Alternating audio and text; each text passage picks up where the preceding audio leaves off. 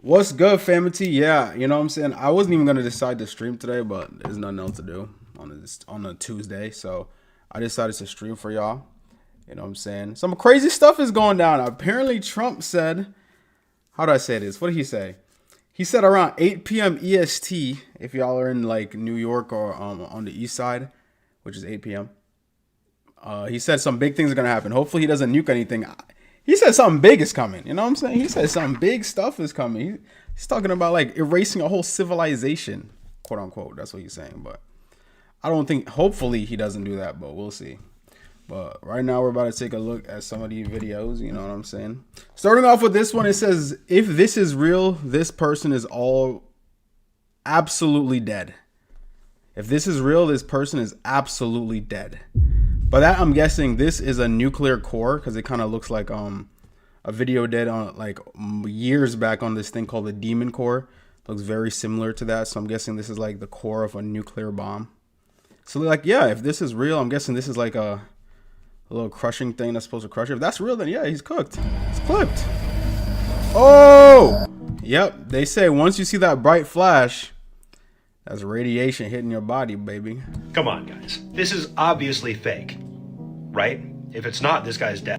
Just kidding, of course. This is a TikTok video that I got tagged in. It's one of these hydraulic press type videos, but this one features a very strange object, two half spheres, one smaller sphere in the center, and once these two half spheres meet, the camera goes all fuzzy. That's weird. This hydraulic press video is referencing something known as the Demon Core. You guys might remember this because I've talked about it a few times at least. This was an extremely radioactive object. It had a plutonium core right here, and then we had these two semicircles, which were neutron reflectors. As you guys might know, radioactive material is constantly releasing subatomic particles. That's why it's radioactive. The issue here is when these two reflectors meet, there's a catastrophic chain reaction that takes place, releasing an insane amount of radiation, killing any living thing within a short radius, which by the way did kill scientists. Yep. So that's what this video is referencing, and honestly I think this is quite creative. What about you guys?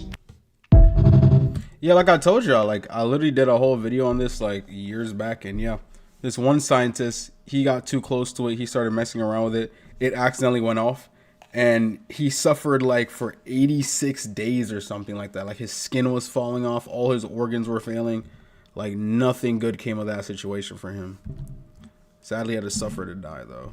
NASA just admitted that there are over 15,000 asteroids that are big enough to destroy an entire city that are floating around Earth right now, and they don't know where they're at. So NASA's head of planetary defense just stood in front of a room full of scientists and said, "What keeps me up at night is that the asteroids that we don't know about."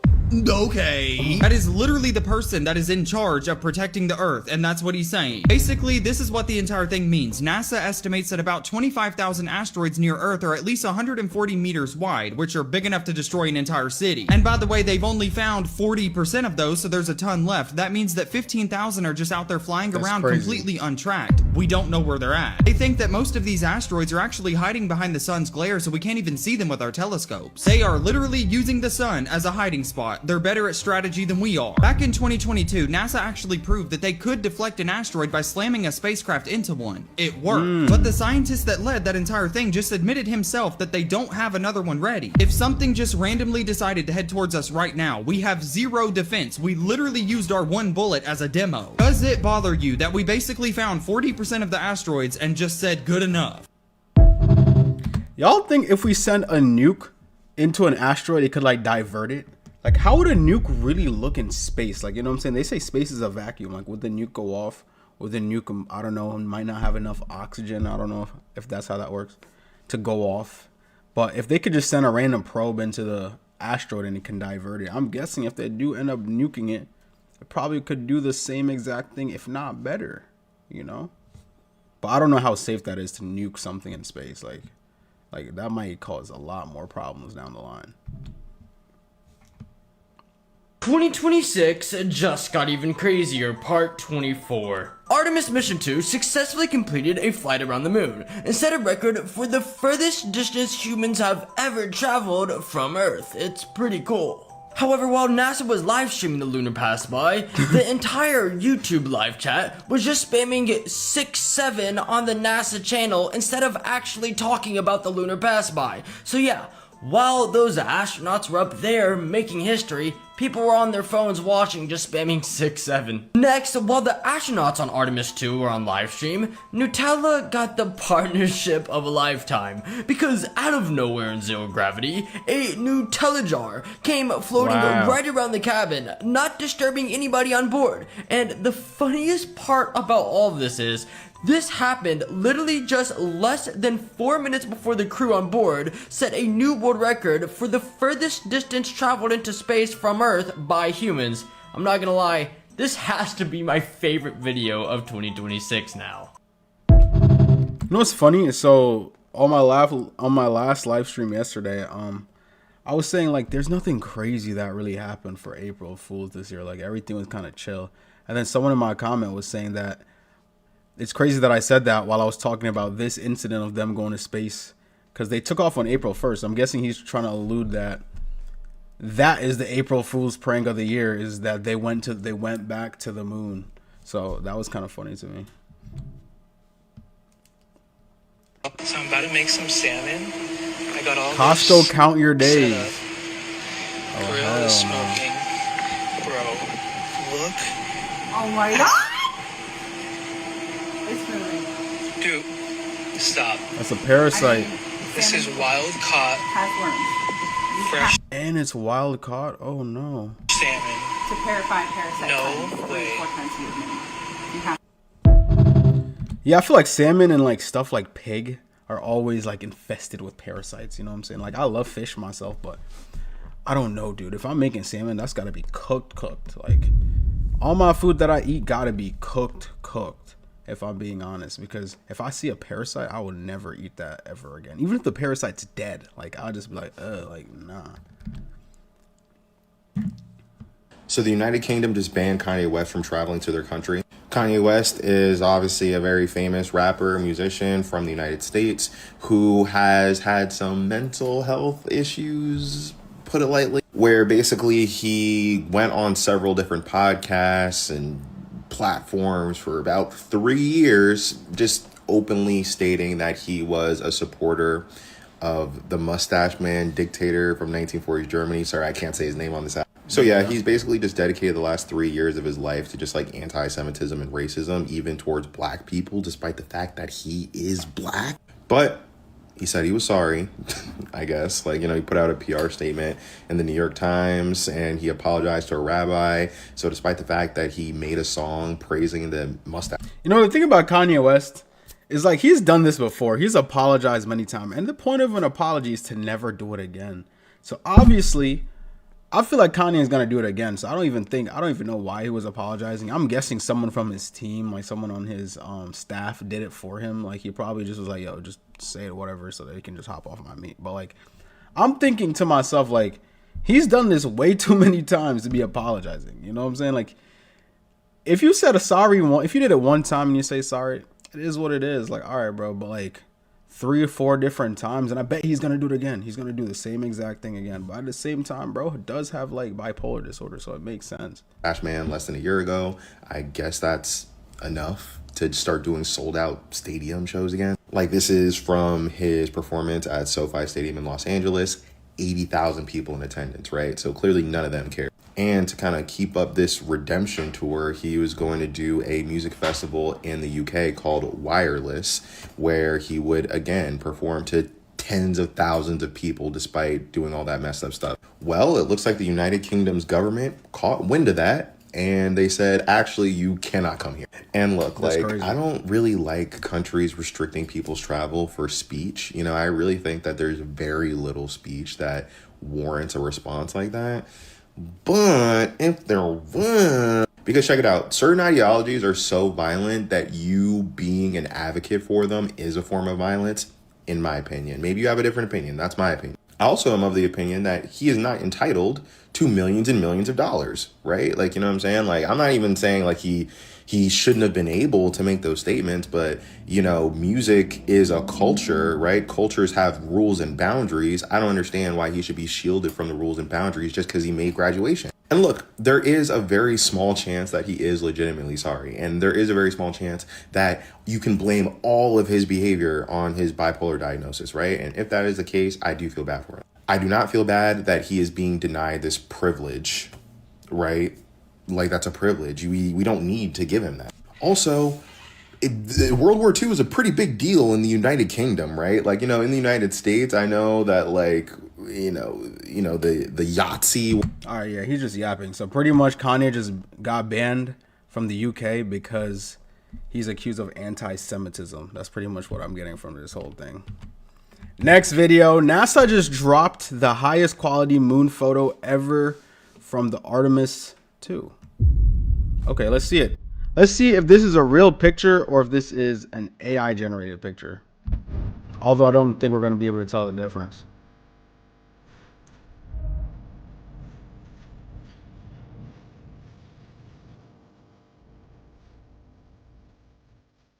Wow. Do y'all really think that's the moon? Is that really what the moon looks like? That's crazy. That all those craters are from asteroids. Isn't that crazy? This thing has been hit so many times. Look at all those craters. All those. I feel like if the Earth was like kind of has the same surface as the moon, it'd probably look something similar. Like, I'm sure it would.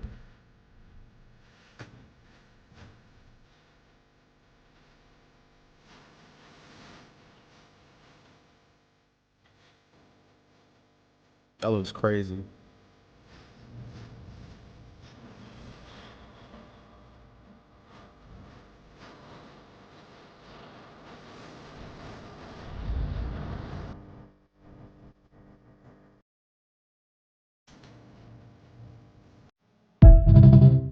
Me personally, if I was an astronaut, I'd be terrified. To somebody who purchased this property in this place. Like, I feel like the moon looks cool, but like at the end of the day, you're just like hundreds of thousands of miles from Earth.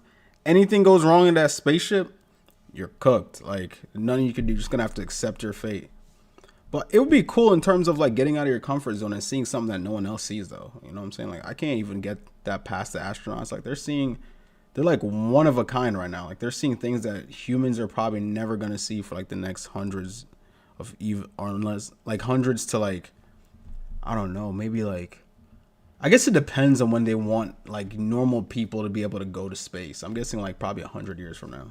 Place is haunted unlike anything I've ever seen before. It's known as the Witch's Cage. In 2004, Vanessa Mitchell moved into the home with her friend Nicole. After that, objects would disappear without a trace, only to turn up in odd places. The sinks would turn on when no one was around them, water running as if unseen hands had turned the handles. Shortly after that, Nicole became pregnant. She and her boyfriend felt that the house was no place to raise a child and decided to move out. Vanessa was left completely alone in a house that completely terrified her. Everything became more menacing once she was left by herself. She would dread coming home from work every day. She began to see towering black masses lingering in each room and stretching from floor to ceiling. Everything escalated when the spirits began to make physical contact with her. One morning, Vanessa was brushing her teeth in the bathroom when out of nowhere she felt a sharp, violent smack on her back. The pain was so intense that she screamed, spraying toothpaste all over the mirror. Her heart raced as she spun around, but the room was empty. But as terrifying as all this was for her, the situation was about to become far worse. Vanessa became very sick and didn't know what was happening to her. And when she went to the doctor, she discovered that she was 4 months pregnant. She was shocked and afraid, but determined to raise her child as a single mother. And in December 2007, she gave birth to her son, Jesse. However, what should have been a joyful time was overshadowed by the spirits that surrounded them in the house. One time she left Jesse in his crib in her room for just a few minutes, and when she returned, some of his items had vanished. And one afternoon, she needed to iron some shirts, but her ironing board was downstairs in the living room. Jesse was sleeping, so she stepped out of the room and left him alone. Everything seemed normal for the first few minutes of ironing until she heard a strange noise behind her. 4 of Jesse's train toys were rolling across the living room floor towards her. She grabbed her shirt and ran to the stairs to get Jesse. When Vanessa reached the bottom of the stairs, she stopped cold. The ghost of a man was standing at the top of the stairs, looking at her. Before she could move, he turned, stepped into the bedroom, and slammed the door behind them. Vanessa ran up the stairs and threw herself at the door, but it wouldn't open. The sounds of Jesse's screams echoed through the house as she fought with the handle. The door finally burst open and the ghost was gone. She grabbed Jesse from the crib, and in that moment she knew they couldn't stay in the house any longer. She and Jesse stayed with friends and family before eventually finding an apartment in town. What do you think of Vanessa's story? I really want to know that.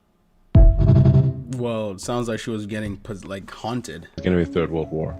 Elon Musk, World War III. Of course. Yeah. And after World War III, who knows what's left after World War III? Nothing. I think that's going to end us. Nuclear warfare. It could. So there's arguably this this race between, do we become a multi-planet species or World War III? Which one is first? Obviously, and if World War III is first, then maybe we never get to another planet. Shit. Yeah. You know what I'm saying? Yeah. In my opinion, I feel like we should definitely focus more on becoming a multi-planet species. Like, I've said this, and I'm pretty sure, like, another president, I forgot what president we looked at. I think it might have been, like, Reagan. He said, if we had, like, aliens or, like, an outside force that came to Earth trying to take over Earth, I am sure 99% of humans would come together to defeat aliens. Obviously, there'd probably be that 1% that's just like, I don't care, I still want my land. Although they're gonna die regardless. So it's like, bro, you might as well team up with everyone to take out the aliens. That's the only time I feel like we would genuinely see human unity. That kind of rhymed. But like, I'm not even talking about like, I'm not talking about us specifically just not like caring about each other. It's just a sense where like, if something bigger happens outside of just like country to country, that's when we're really going to unite together. But as of right now, we're just heading towards World War III. You know what I'm saying? Trump said something big is going to happen in the next 2 hours if you're on the east side of the U.S. He said around 8 o'clock, some big's coming. So hopefully it's not a nuclear bomb. I doubt it, but hey, if it is, it's crazy. Hopefully he's not dropping no nukes, chat.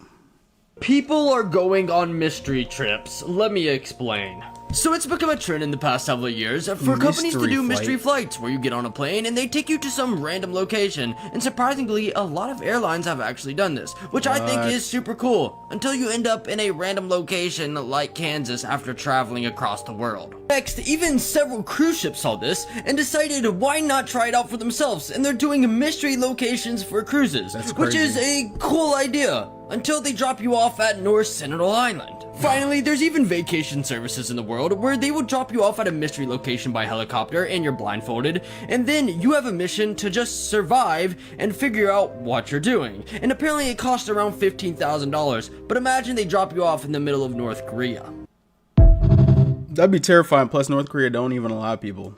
Harvey Weinstein was sentenced to jail for 23 years on March 11th, 2020, which just happens to be the same day that COVID-19 was announced as a global pandemic. Wow. So all the news went to that. But on this day in court, he revealed his red flag list, which was a secret dossier of 100 names that were actors, producers, and financiers that he hired as an army of spies. So I'm gonna leave out what intelligence agency they were a part of because you can go look that up. Anyways, this is my driver, and I feel like more things are connected than they should be. Where'd the sun go?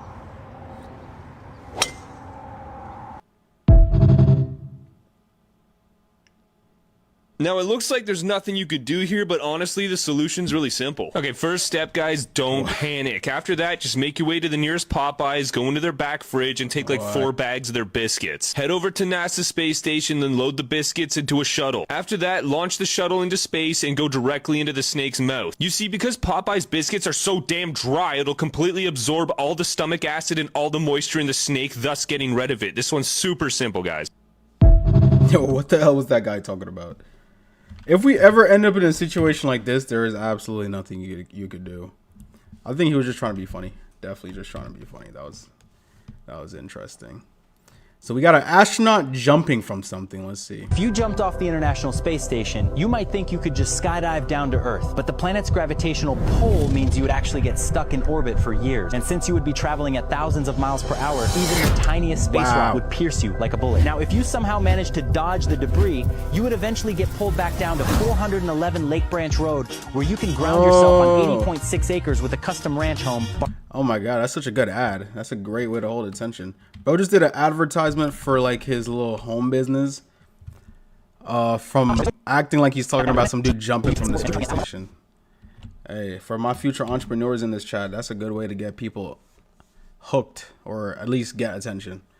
There's oxygen. Sorry, Where's NASA oxygen? just found a what? Great. The year is brilliant so far. We're only 3 months in, mate.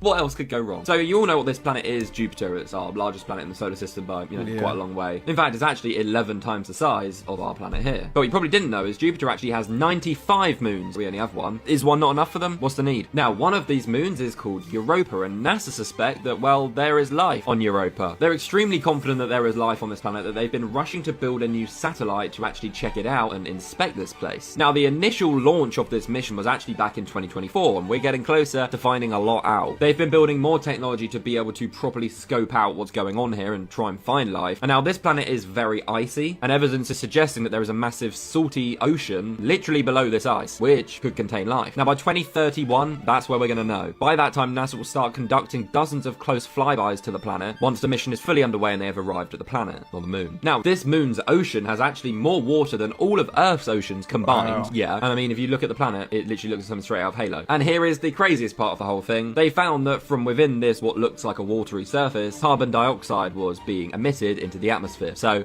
are we moving there tomorrow? This is obviously a sign of some kind of life. Make sure you hit that follow button, I'll keep you updated on everything, and we'll see what happens.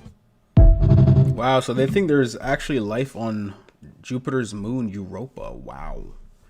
I mean, I feel like if it is life, it might not be anything too big, like a fish or even like a shark or something. It'd probably be like maybe bacteria.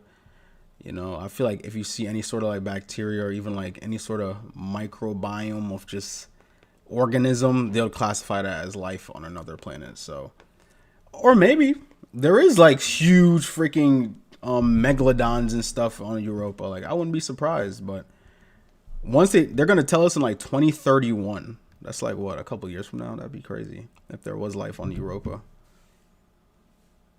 If you guys ever question how far you are in your awakening journey, just remember that there are full-grown adults, billions of them in this world, that actually think that this is real. They actually believe that NASA went back to the moon for the first time in over 50 years and decided to do their launch on April Fool's Day. They watch all of this stuff and believe that this is actually real. I just want you guys to remember this if you actually question how far you might be in your awakening journey. And I want to congratulate every single person that can see through these obvious lies. It's not very hard, but congratulations nevertheless. If you can see through the veil, if you know that everything that we've been taught in our whole entire lives is a lie, if you know that these people are purposely hiding God's true creation, and you know that they're trying to keep us weak, keep us stupid, keep us docile, and keep us submissive, then congratulations. And if you know this, then you know our whole entire lives they have been attacking us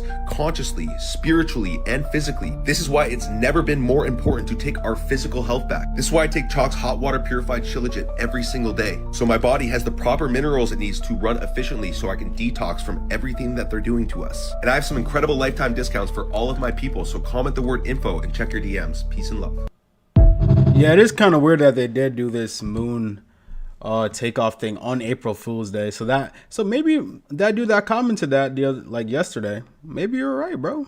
Maybe this is the biggest April Fool's prank that's happening in 2026.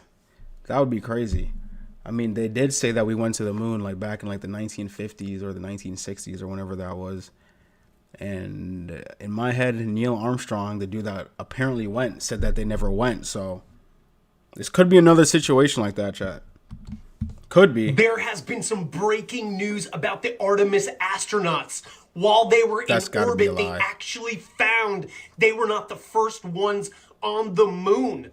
So here you can see a picture. It was actually Dollar General on the moon, and no one knows right now exactly how it happened. There are speculations that a bag from Dollar General literally flew up into the air.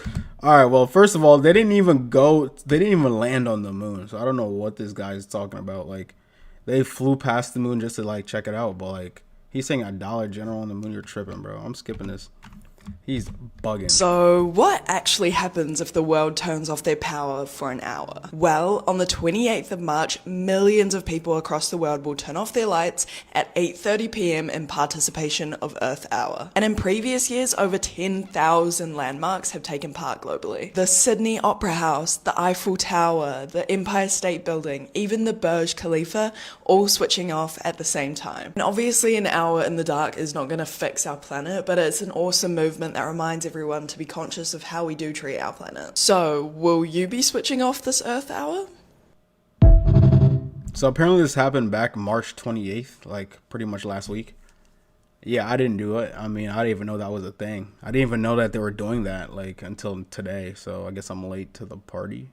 Let me know if y'all did the lights out challenge for March 28th. I didn't even know that was a thing. Someone says, how many different ways can they tell you it's fake? All of it? It might be fake, chat.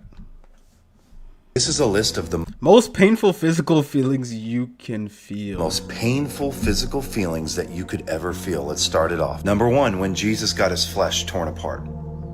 This is called a cat of nine tails. Wow. It's got bone fragments and metal shards at the end of it, designed specifically to tear flesh out of the body. Look at that. That was Jesus's back. That is crazy. Every time we choose to live in habitual sin, we're doing that to Jesus.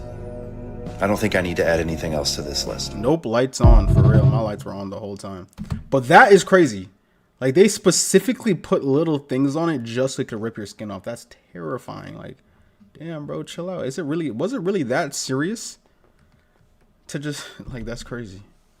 So apparently, penguins are absolute psychos. They be slamming out their homeboys like it's nothing. That's right, I just learned that whenever they want to check for predators, they push each other into the water. What kind of survival tactic is this? Imagine chilling by the ocean, minding your business, and your day one throws you in the ocean with an orca. This gotta be the worst way to go out. I think I understand that one penguin now. I'd be going to the mountains too if my entire species was full of snakes like this.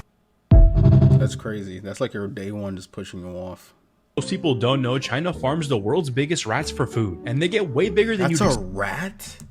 Hell no. Could we neither get weight in that? I thought New York City rats were big. This is huge. This is literally the size of a raccoon. In NYC, for those that are in America, the rats here are like the size of squirrels. Like, they're freaking huge. I literally saw a rat fighting a squirrel when I went to Central Park like a year or two ago. It was crazy. I'm like, bro, why are the rats the same size as squirrels? But this is like a raccoon. You know what I'm saying? These are like the same size as like a raccoon. This is insane. I don't even know if this is like actually a rat. Like, this is crazy. I mean, it's in China, so they might just look a little bit different. And they get way bigger than you'd expect. They're called bamboo rats, and they're raised from a young age on nothing but bamboo. As they grow, they get fatter and more valuable. The goal is simple. The bigger the rat, the higher the price. Once they reach the right size, they're sold as a delicacy for high prices. Oh and yes, people actually pay a lot of money to eat them. Damn, that kind of matches the stereotype. That's kind of messed up. They're eating giant rats. That's crazy. What was the loudest sound ever recorded on Earth? And no, it wasn't your dad sneezing. The loudest sound ever recorded in the ocean was the bloop, and it sounded like this. Bloop.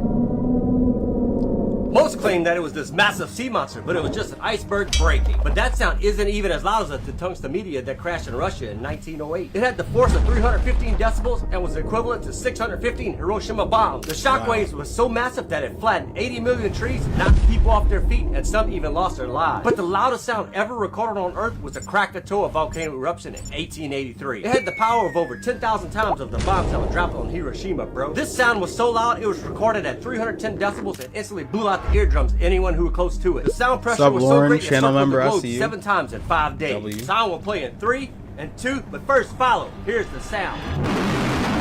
That's crazy. If I heard that, my eardrums would be gone. I'd be feeling like if a meteor really dropped from this, like a really like hard hitting meteorite just drop into Earth, a lot of people would probably think it's a nuke. A lot of people would definitely think it's like a bomb dropped from another country. Just found out that lettuce doesn't actually exist. Lettuce is actually just salad mix that they do a bunch of stuff to in a factory. Like, they'll separate out all the carrots and grapes and stuff, and then they'll just get the lettuce and then they'll glue it onto this, and then we'll buy it and eat it. And there's nothing more worser than this. More worser, that's crazy. Bro does not have good grammar. But anyways, yeah, that's definitely AI. I feel like that video was 100% AI.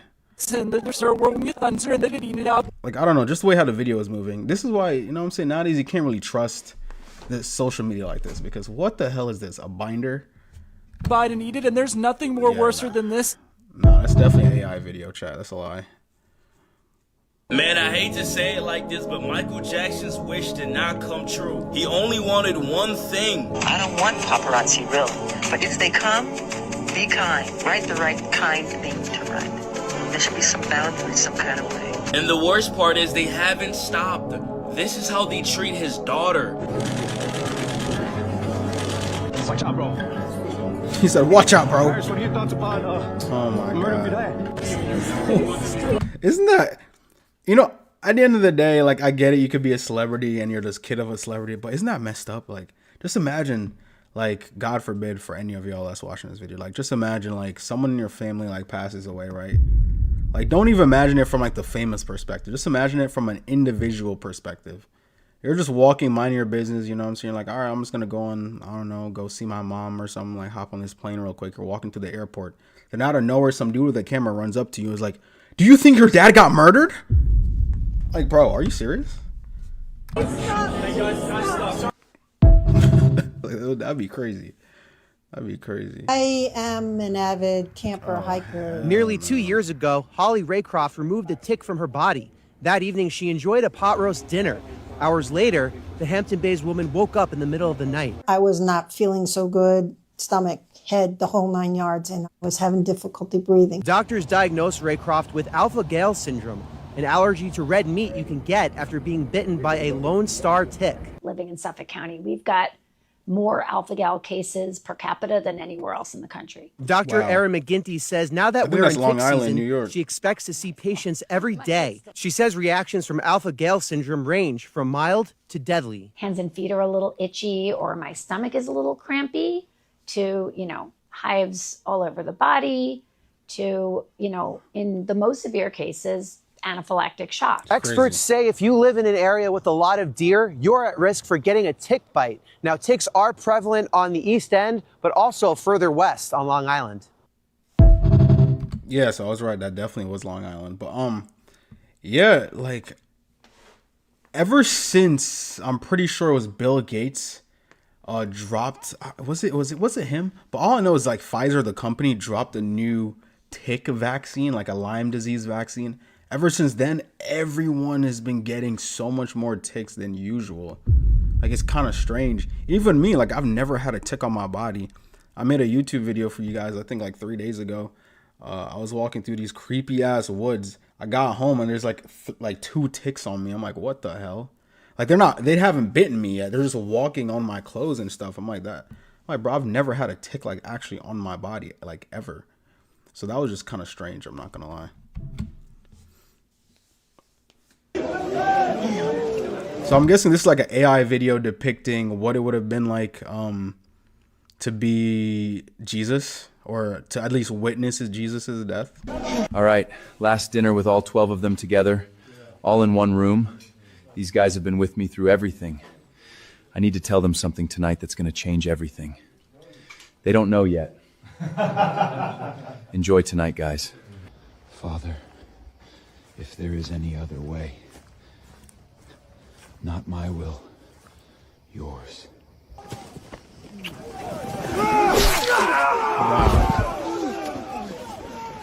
Did he just... Crucify him! What do you want me to do with him? This is wrong. This is completely wrong.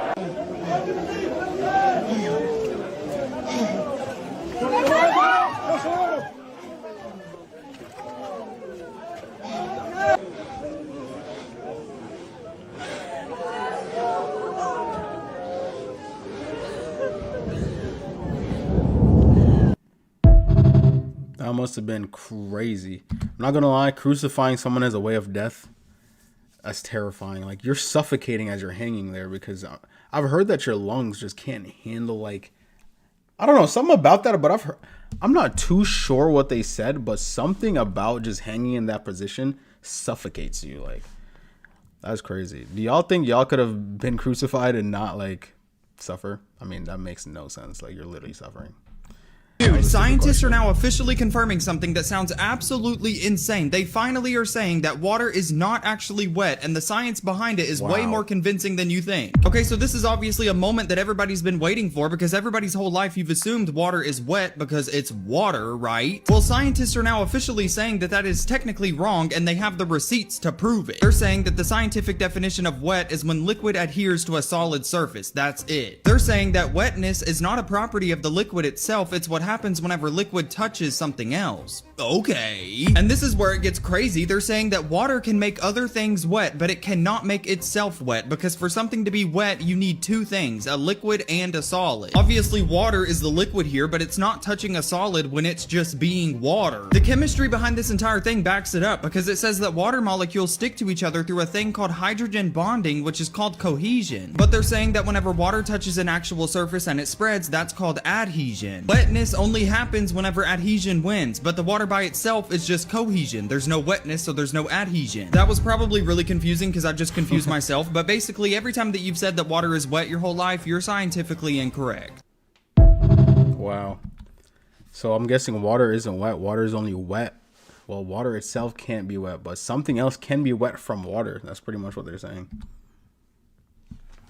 You think this is just for us to get used to being shocked? In a way, yes, because now that I've literally gone through the files, it's like that can't shock you. It can't. Yeah, it can't shock Yo, me. Did they really just put Elon Musk's tweet to Jeffrey Epstein on a billboard somewhere? I guess. This is crazy. What day/night will the wildest parties be? I think that says. Can't shock you. It can't. Yeah, it can't shock me no more. It started with Diddy, is now this, and then whatever they put out next, it's probably gonna be like, oh, this is normal. Yo, it's so weird because the Diddy shit, it's almost as if it's like the warm up. Yeah. Okay, these type of things happen, and then boom, 2, this is how dark it can get. Yeah. 3, it might even be something crazier. It's like the reason they're doing this is this. Damn, I seen this TikTok. It was like a dark humor thing about the Epstein stuff. The S word, hearing about what's happening on Earth. The S word was like, oh, we have people eating, you know what I mean? And then the people on Earth are like, oh no, we already have that. And like he's kind of shocked because like, holy smokes, all this shit is like normal on Earth. Oh, normal. I'm going to be honest, I don't know the answer. Oh, that's crazy.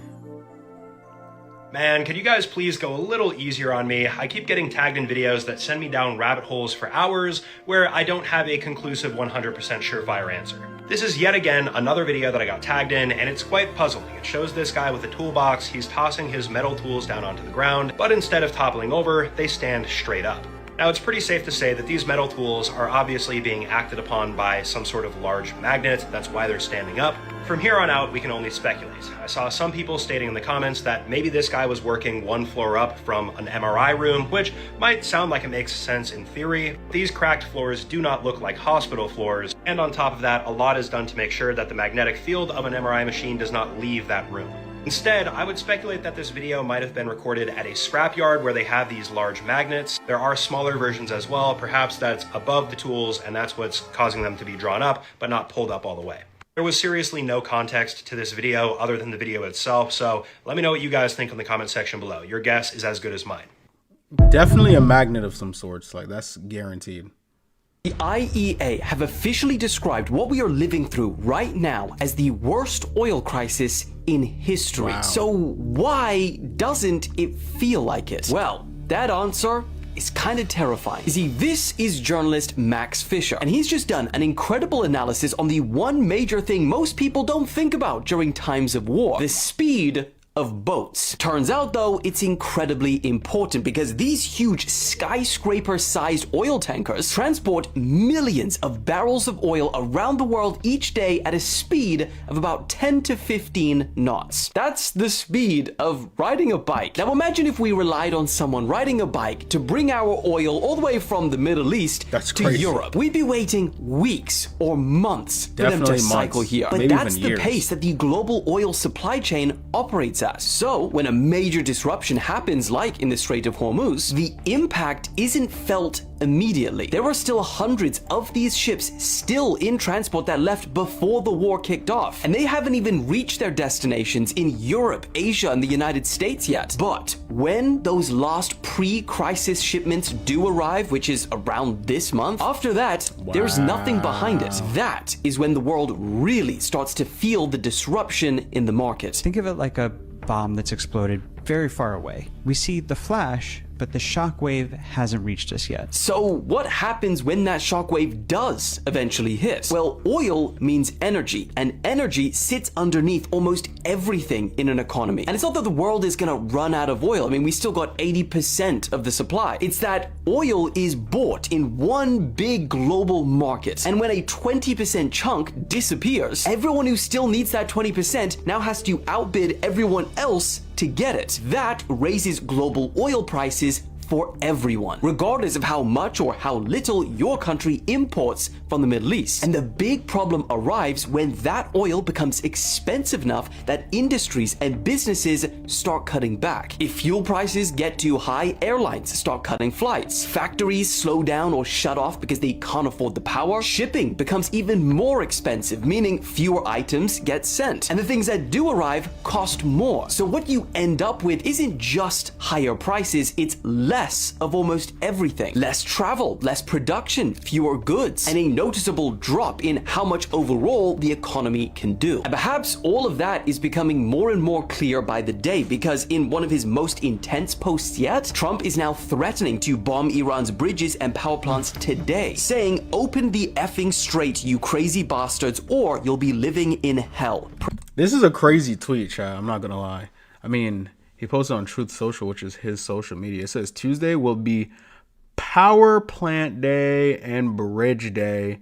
Guess what, guys? Today's Tuesday. Yay! Well, it wasn't supposed to be that exciting because today I don't know what he's going to do. But apparently around 8 p.m., which is in the next couple hours, something big is going to happen.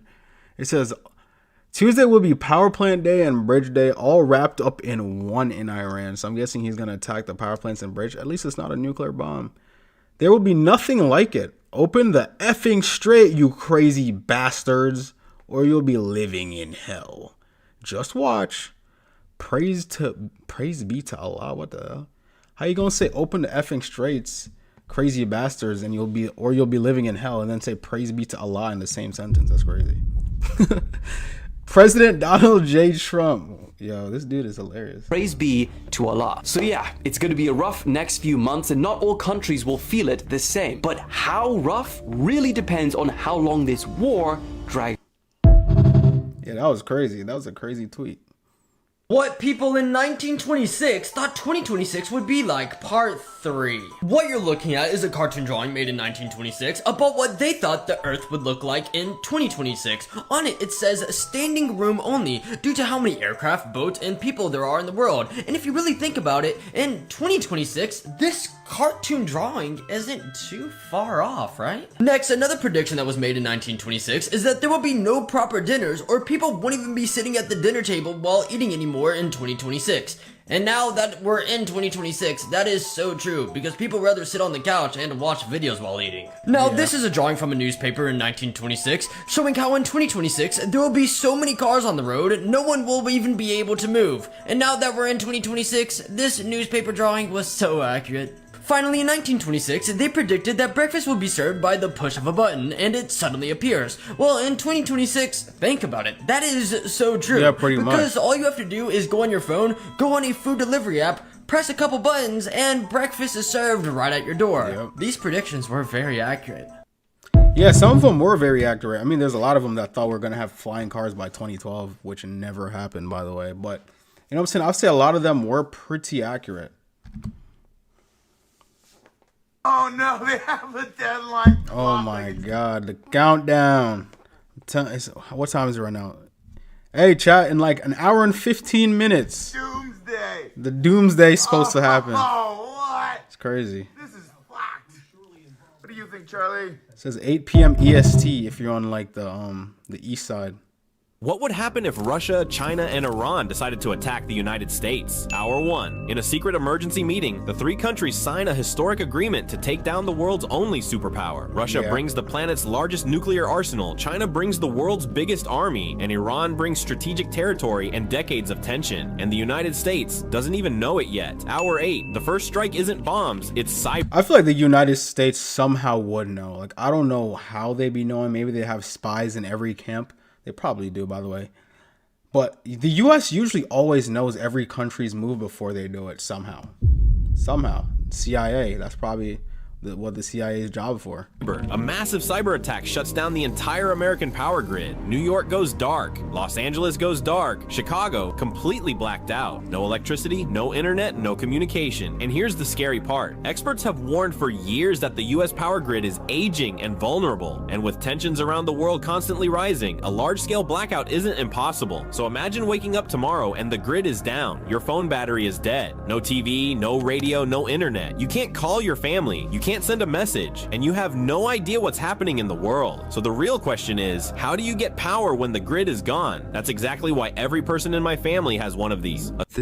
Yeah, that's crazy. Like, I mean, it makes the most sense though. I do feel like the war would start with kind of like an EMP type attack where they take everything out. Internet would be down, cell phones aren't working, you can't get no news update.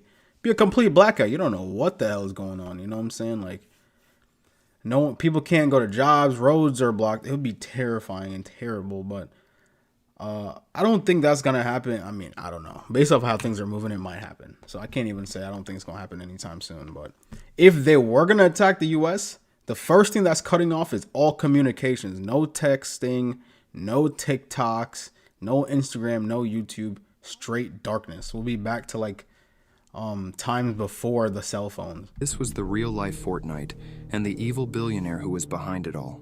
During the 1980s, a famous billionaire named Dan Druff owned a giant private island that was kept secret from the public. Every year on August 32nd, he gathered 100 random people from around the world to compete in a game for $1 million. But they had no idea what the game was about. The contestants were then put onto airplanes and given video cameras to record, and they were forced to parachute down toward the island, and the ones who refused to jump were eliminated. Several of the contestants wouldn't reach the island successfully with their parachutes, but the ones who did were forced into battle. In the 1988 games, everything changed when a group of contestants teamed up and refused to play anymore. Somehow one of the guys in the group knew that Dan Druff was behind everything and that he was watching them through security cameras somewhere on the island. Eventually, they came across a massive mansion, and they decided to break into it and would overpower the guards. After a short interrogation, one of the guards led them to Dan Druff's bunker through a secret hatch hidden behind a bookshelf. When they got down there, they quickly found him hiding under a table in a room filled with monitors that he was using to watch the contestants. Unfortunately for Dan Druff, it was game over once they eventually got a hold of him. Yeah, something about that story was like off, but that would make a good story. I'm not gonna lie. Y'all think Fortnite is actually based off of a real event though? I heard that Squid Games was based off of something something real, like a real story. I've heard Squid Games was based off of something real, but Fortnite, I'm not too sure. I mean, it is just a game. Of all the stories I've told you, this one's actually gonna make you mad. So this all starts with this guy, Luca. And Luca's around 27 during this time, living in Toronto, Canada. But here's the thing about Luca. He really, really wants to be famous. He craves a lot of attention for himself. Wow. And Luca is already an aspiring model, an actor, and he tries everything he can to put himself in the spotlight. Like, he auditions for a lot of roles, like a lot of times for reality TV shows. Hey, my name's Luca, and I'm a bisexual, and I like to sleep with both men and women, obviously. Sometimes he even acts in some adult videos. But this isn't really getting him the attention he wants. He keeps getting rejected. And that is when Luca starts thinking, maybe this talent stuff is overrated. Maybe all I need to do is just look famous. So around 2009, he comes up with a plan to trick people into thinking he's already popular. So he creates a bunch of fake Facebook profiles, apparently around 70 of them. Wow. And on them, he pretends to be his own fans. And he like comments on his own posts and he like hypes himself up. Then these fake fans start spreading stories about him, that he's connected to famous people. He says that he's once dated Madonna. He says that Marilyn Monroe is his biological mother. He says that he's in a relationship with a Canadian serial killer, Karla Homolka. He also posts a lot of pictures of him traveling around the world like he's a celebrity, but a lot of these pictures are completely fake.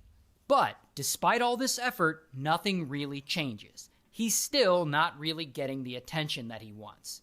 So it's now 2010, and that's when Luca decides that he wants to try something completely different. Something with shock value. Something so disturbing that people have to pay attention. So he gets two little kittens, and he makes a video of himself unaliving the kittens. But in this video, he keeps... Yo, he wanted attention so bad, he had to stoop that low to do that to cats that did nothing to him. You know what I'm trying to say? Like, sometimes I feel like people... Like, I get it if you want to make money, that's something different. Because at the end of the day, money in this economy is more of a survival tool than just, like, straight greed. Like, you know what I'm saying? Even if you don't like money in general, you still have to make money. Like, there's no choice in that. So, if you want money, I get that. But, like, sometimes fame just, like, rots people's brain. Like, they just love the attention. So, they do something like this. Which doesn't make him famous, by the way. It makes him infamous. Pretty much like someone that's known for not being liked. So he's not even like famous. Like now he's known for it. Like I'm pretty sure I know what he's gonna say. It's like this video that came out years ago of this dude like doing some weird things to cats, and it's like, nah, bro. His face kind of hidden. Then he uploads the video to YouTube. And just like he wanted, this video blows the f up. And of course, people who watch it are super pissed. But whatever, Lucas sees all this and he's super happy. I mean, his account is now getting all kinds of attention. So he decides, I'm gonna do it again. And he likes it too. He's like, yes, I'm getting attention. But it's not even the right type of attention.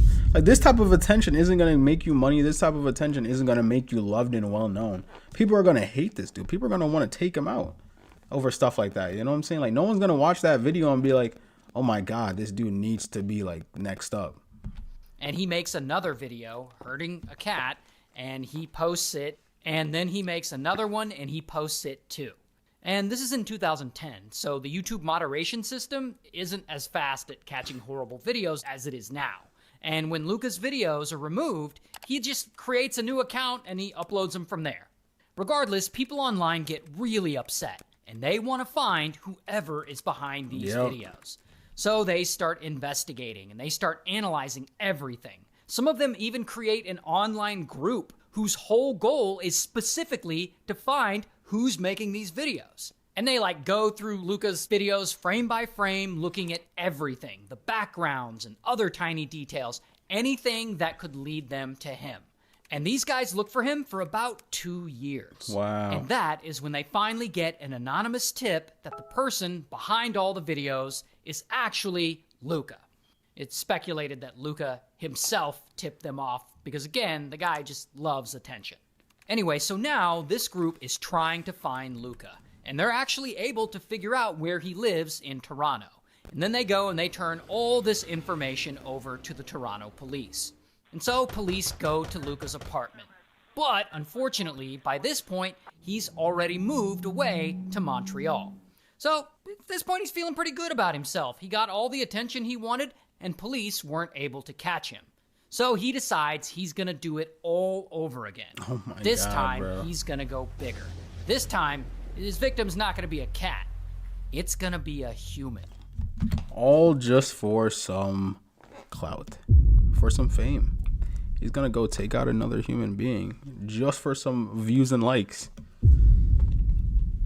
Yo, thank God, like content like this nowadays immediately gets banned. If you post something even similar or even close to hinting at this, you just get taken down like immediately. Like back then, YouTube wasn't as good because, you know what I'm saying, YouTube was more of a newer platform, so they didn't have the moderation like that. But I don't understand the whole point of doing that. Like, yes, you are gonna get the likes and I don't know about likes, but you are gonna get the views and attention, but it's not gonna be a good view and attention. Like you're not getting the praise or like the whatever the hell he would want to get from just genuinely and organically going viral from not doing anything like a crazy stunt, like eliminating people or eliminating animals. So it's now 2012, and Luca is ready to do his next stunt, and he's gonna go all out for this one. You know that movie from the 90s, Basic Instinct? Well, Luca is apparently obsessed with movies, especially that one. And in that movie, there's a famous scene where Sharon Stone's character commits murder using an ice pick. Well, Luca becomes fixated on this idea. And he doesn't want to just kill someone for his next video stunt. He wants to recreate something cinematic, something that people will talk about. So he gets to work on this idea. He gets ropes to tie his victim down. He gets a screwdriver and he modifies it to look like an ice pick. Not sure why he didn't just go and buy an ice pick, but whatever. And once everything is ready, there's only one more thing he needs: his victim. So Luca gets on Craigslist, and there he posts an ad saying that he's looking for a man to hook up with, and that he wants to film the whole thing. And that is when this guy comes along. His name is Junlin. And Junlin is 33, he's a computer engineering student in Canada, and he's also gay. So Junlin replies to the ad. He's like, I'm down. So Luca invites him to his place, and soon Junlin arrives, and he and Luca start drinking wine together. But what Junlin doesn't know is that Luca has put some sedatives in his drink. So pretty quickly, he's knocked out. Wow. And that's when Luca gets to work. He ties Junlin up. Then he sets up his camera. Then he gets his modified screwdriver and he stabs him multiple times. Just like in the movie Basic Instinct. Then he also gets a dog and he hurts it on camera too. And of course, when Luca's done with all this, he uploads the video to YouTube. And after that, he cuts Junlin up and he disposes of the body in a few different places. Some he puts in a suitcase and throws it in a pile of garbage outside his building. Some he mails to the offices of major political parties in Canada. And some he mails to 2 elementary schools. And of course, when all these packages with human body parts Elementary school, what the are you story doing? blows up everywhere. So now police are fully involved and they're investigating. Meanwhile, back at Luca's apartment, a janitor notices a suspicious suitcase in the pile of trash out back. So he reports it to the local police. And when the police arrive and they open it, they find part of Junlin. And from here, police are able to connect everything. The uploaded video of the murder, the packages Luca mailed, everything. And they look at CCTV footage from the post office and they see that Luca is actually the one mailing the packages. They also look at CCTV footage from around his building, and they see Luca and Junlin entering the building, and later Luca dumping the suitcase with the body in it. So now they're pretty sure Luca has something to do with the murder. And Luca figures that police are onto him.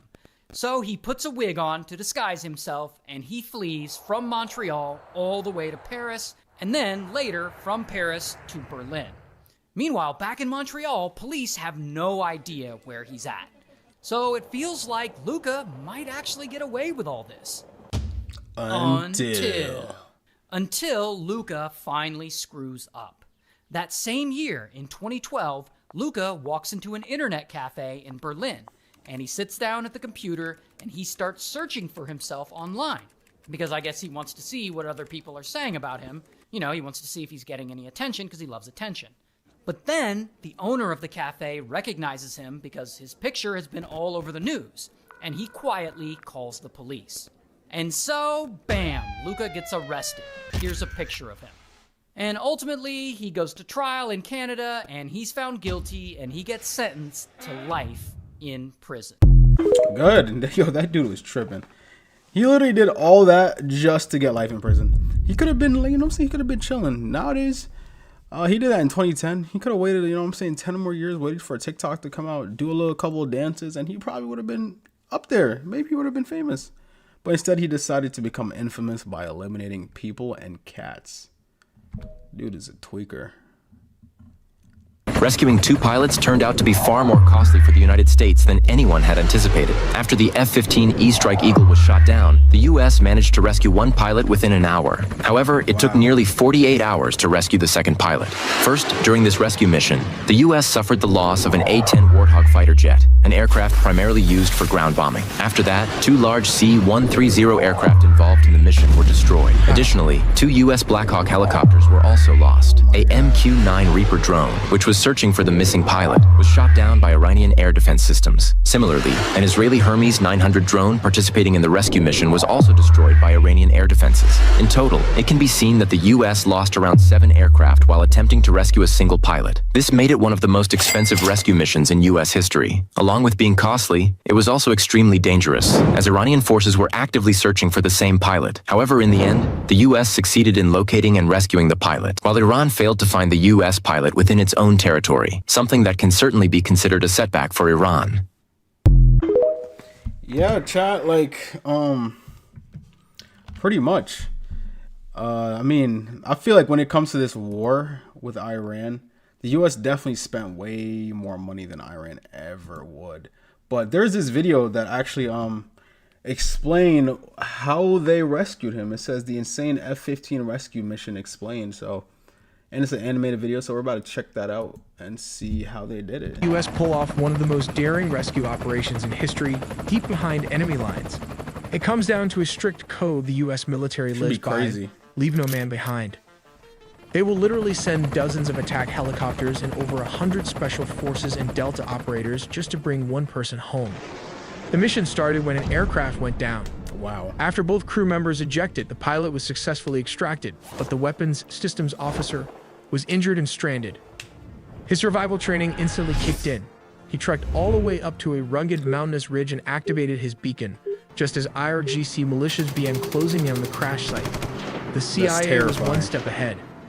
They initiated a massive deception tactic, a ruse designed to make the IRGC search entirely the wrong location. When the enemy forces finally realized they had been tricked, all hell broke loose. They swarmed the mountainous ridge surrounding the injured officer. Just in time, special forces swooped in on Little Bird helicopters, laying down heavy covering fire alongside A-10 Thunderbolts and MQ-9 Reaper drones. But as they moved toward the extraction point, everything went wrong, proving the military is willing to burn a $100 million aircraft just to save a single fallen comrade. This is stage 1. When the jet went down, both crew members ejected.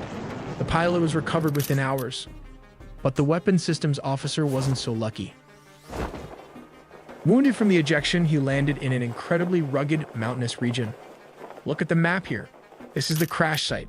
Oh, wow. And this is exactly where his survival training kicked in. His immediate objective? Get to higher ground. Despite his injuries, he hiked over 2 miles and scaled a 7,000-foot ridge line. While dodging capture, he managed to trigger his emergency beacon, pinging U.S. forces so they could begin tracking his location. But he couldn't just stay on the radio. His communication had to be sporadic if he transmitted too often. The IRGC's signals intelligence teams, who were actively hunting his frequency, would pinpoint his exact coordinates. That's what I imagine. I'm like, how does he like have the beacon go off without like the Iran military picking that up? You know what I'm saying? Because they have technology for that. My other thought is like 48 hours. That means 2 days. He probably had like barely any food, if not no food and no water. You know what I'm saying? And like they said, he was injured. So that's crazy. Then comes stage 2, the CIA's deception game. To buy the downed officer time, the CIA launched a massive disinformation campaign inside Iran. They started leaking rumors that U.S. forces had already found the WSO and were attempting to smuggle him out on the ground. It worked perfectly. This phantom ground exfiltration successfully diverted Iranian military resources and attention completely away from the actual extraction site. That brings us to stage 3. The tip of the spear. It's 2:00 a.m. The skies over southern Isfahan and Khogiluy are usually dead silent. But tonight, the U.S. military's most elite operators, the Delta Force and Navy SEAL Team 6, are launching a massive heliborne assault. They arrive in MH-6 Little Bird helicopters, absolutely armed to the teeth with miniguns and missiles, built for agility and tight mountain corners. Supporting them are the MH-60 Black Hawks or Pave Hawks, designed to drop in special forces and pull them out. And they weren't alone. Miles above the pitch-black mountains, dozens of U.S. military aircraft, including HC-130J Combat Kings and EA-18 Growlers, cast an invisible net over the region.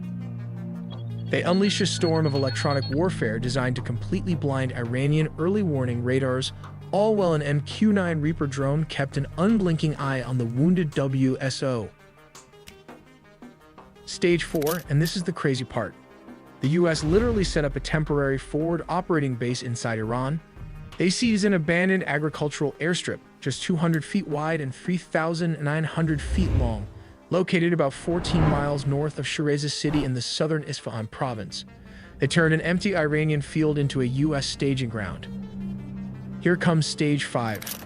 Despite the odds, US Special Forces successfully in helicopters navigated the jagged landscape below radar level and reached their objective, establishing a defensive perimeter around the wounded WSO. But time was up. Just as they prepared to grab him and get out, the horizon started moving. IRGC ground forces, popular mobilization units, and local militias were rapidly converging on their exact location. What happened next was an absolute slugfest. A massive hours-long firefight erupted right in the middle of the day. Look at this ridge. They were surrounded, taking fire from all sides. U.S. operators laid down a withering wall of suppressive fire. The commandos locked down a 360-degree defensive perimeter, guns up, air cover overhead, designed to annihilate any IRGC element that stepped within range. But it was the loitering U.S. I'm surprised they didn't use the discombobulator for this mission. You know what I'm trying to say? Like how they did in Venezuela. Completely neutralized like every threat in the area, by the way, when they use that. Aircraft overhead that truly tipped the scales. To keep the extraction corridor from collapsing, American air power continuously hammered the advancing Iranian units. Assets like the A-10 Thunderbolt rained hellfire down on them. The sheer volume of close air support from the A-10s, Little Birds, and Black Hawks pounded the surrounding Iranian positions, taking a heavy toll and resulting in reported casualties across areas like Kuisia and Kakan. That air support bought the ground teams the one thing they needed most: seconds. Under the umbrella of that intense air cover, the Special Forces helicopters finally managed to load the wounded WSO onto an extraction bird. Just when it seemed like they were in the clear, things went terribly wrong back at the makeshift landing strip near Shiraz city. According to the Pentagon, 2 of the transport aircraft slated for the evacuation suffered critical issues and couldn't take off. Suddenly, it was a race against time. The IRGC was speeding toward the airstrip in a massive convoy. Commanders decided to send 3 more aircraft to rescue all U.S. military personnel and the pilot. Then, in a scorched earth move, U.S. forces blew up the 2 disabled transport planes, leaving nothing but charred remains for the IRGC. The wreckage of a USM H-6 Little Bird helicopter was also spotted next to the remains of HC-130J Combat King 2 rescue aircraft that were destroyed by U.S. airstrikes to prevent secret military data from falling into IRGC hands. But how did all of this actually started? The Zagros Mountains, Kermanshah province, near the Iran-Iraq border. This terrain is characterized by jagged peaks and deep, narrow valleys. It is a tactical nightmare for aviators but provides excellent terrain masking to hide from long-range radar. However, it also allows enemy forces to set up devastating short-range anti-aircraft ambushes. But how did the US lose an F-15E Strike Eagle, an A-10 Warthog, and nearly a combat search and rescue team helicopter and a Reaper drone in a single night? Well, this is how it started at 2:15 hours. A flight of 2 F-15E Strike Eagles crosses the border at low altitude. A pilot and a weapons system officer were flying their target, a deeply buried command bunker. They used terrain-following radar to hide in the valleys, staying beneath the gaze of Iran's long-range Bavar 373 missile network. But what happens when they have to strike? To drop its GBU-28 bunker buster, the lead Strike Eagle has to pull up and move above the mountains. This is breaking the radar horizon. In a gorge below, highly mobile, Tor M1's surface-to-air missile system is waiting. It achieves a lock, and 2 missiles leave the rails. The pilot dumps flares and pulls high GS. 1 missile is spoofed. But could they evade the second? Well, the second missile detonates on proximity, causing catastrophic hydraulic failure. Damn. The crew ejects into the pitch-black mountains and the Sandy Protocol is immediately activated. But this is the US military, and they will move heaven on earth to rescue a fallen combat. At 2:45 hours in the morning, because the crash is near the border, A-10 Thunderbolt II operating nearby are diverted for resort, also called rescue escort. Down below, Iranian quick reaction forces are closing in on the downed airmen. The lead A-10 executes a low-level strafing run with its legendary 30mm Avenger cannon, neutralizing the convoy. But how did this aggressive maneuver come at a cost? The noise and tracers give away its position, as the A-10 banks hard, bleeding off airspeed. For context, Iran recently flooded the battlefield with these Chinese shoulder-fired missiles, weapons that are essentially reverse-engineered clones of Russian Manpad. The Iranian soldier fires a Masad-2 infrared guided missile. At this altitude, countermeasures deploy too late. The missile shreds the right turbofan engine. Wow. But can the Warthog's legendary armor save it? Yes, the armor did save it from this missile launcher as it flew even with a damaged engine. Because of the armor, the pilot managed to point the dying jet toward a plateau and punches out. But just how many crash sites are we looking at? The F-15E crashed deep inside southwestern Iran. Specifically, local reports and verified wreckage photos place the crash site in the rugged mountainous terrain of the Khojaly and Boyar Almad province, while the A-10 Warthog did not go down over the Iranian mainland. After taking heavy damage during the search and rescue escort mission, the pilot managed to navigate the crippled jet away from the mountains and towards safer airspace. The rugged battle-damaged A-10 eventually crashed in the southern waters of the Persian Gulf, specifically near the Strait of Hormuz. Nice. Now this at 3:15 hours. A dedicated combat search and rescue package launches. These are highly trained rescue units built for this type of rescue mission. It includes an HC-130J Combat King. All this just for one person, chat. I mean, it makes sense, you know what I'm saying? If you were that one person, you wouldn't want to be stuck in Iran, and then they're just like, nah, gang, you're just one person. We're not doing all that for you, you know what I'm saying? So I kind of love to see it. Like, they're coming to save just one person. Like, no man left behind for real. Act as an airborne command center, followed by two HA-60 helicopters, call signs Pedro 11 and Pedro 12. They fly under the radar, topping off their fuel in midair to maximize loiter time. But will they make it into hostile territory undetected? Well, they push deep into the Zagros Mountains just as dawn approaches. 4:45 hours. Pedro 11 locates the A-10 pilot's inferred strobe. Pedro 12 circles above, providing overwatch with its 50 caliber machine guns. Pedro 11 flares for landing, and the Ps hit the dirt to secure the pilot. Then this happened to hidden Iranian Zu-23, a Soviet-era anti-aircraft gun opens fire from a concealed hideout. It's an ambush. Heavy armor-piercing rounds tear through Pedro 12 as it orbits, resulting in severed transmission lines and an injured crew. The pilot wrestles the crippled chopper into a hard controlled crash near Pedro 11. The rescue mission is now a fight for survival, and Pedro 11 is the only way home. Under heavy covering fire, the crew of the downed chopper sprints to the surviving bird. But how did they stop the enemy barrage? Then at 5:02 hours, the C-130 overhead coordinates an immediate strike. Two F-35 stealth fighter jet loitering high above in stealth overwatch drop precision munitions, silencing the anti-aircraft gun. Wow. It's out of nowhere. With the A-10 Boom. pilot, the PJ, and the crash chopper's crew crammed inside, Pedro 11 is maxed out on weight. But how do you fly an overloaded helicopter escape the Zagros Mountain? This is how they do it. Pulling maximum power, the engines screaming, they barely clear the tree line and dive back into the valleys, racing for the border. By 5:30 in the morning, Pedro 11 crossed back into Iraqi airspace. Battered, overloaded, but alive. As stated, no one gets left behind. The F-15E crew is still missing in action, requiring a massive JSOC raid the following night. And if you don't want your data to get compromised by spam mails, jump calls, and online breaches. It's a random ad. Personal data 35.